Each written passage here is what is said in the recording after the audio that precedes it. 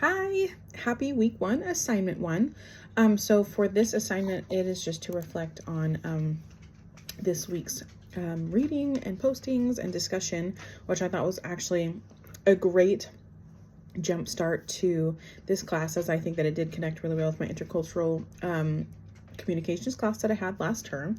So two things that I would really like to reflect on, and I did a bit in my discussion this week as well, is the globalization of psychology.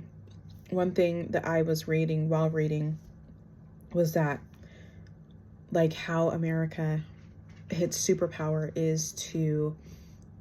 was to suppress, and being able to suppress the indigenous culture and beliefs, and how, for me, like, that is, to me, that's so sad. It is so sad that it is something that we would be super proud of. But I mean, given the history of our world, I get it at that time, but then also, like, talking about how it came, like, the globalization came to be through the wars and all these awful things going on in our society. We're like, oh shoot, we caused pain, now we have to fix it.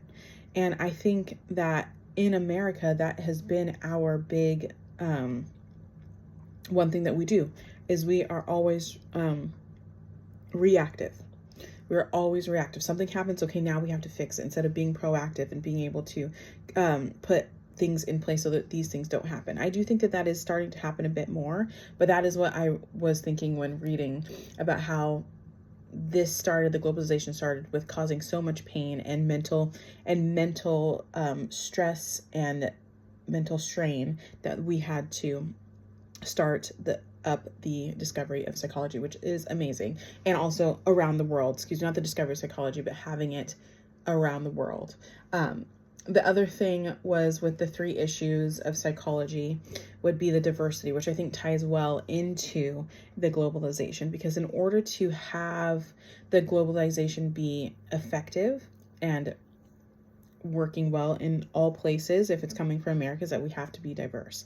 But also here in America, I think that our issue is that we still lack diversity. We still lack people who are willing to learn about another culture, about somebody else, to better their treatment. One thing that I think we as people do is that there is a standard.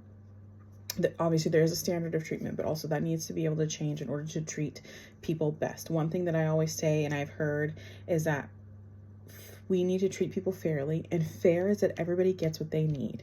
And I tell my children this all the time, because I'm like, let's say you're trying to watch a baseball game and you're looking over the fence and your little brother can't see. He's going to need a stool or something to get up to see. You don't need a stool because you're tall enough. So fair is that they would both be able to see that baseball game, not that they both get a stool.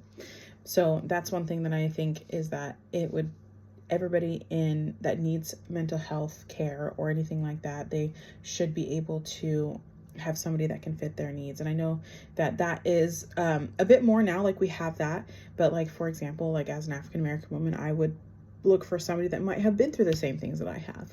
But yeah, awesome. Thank you. Have a great week.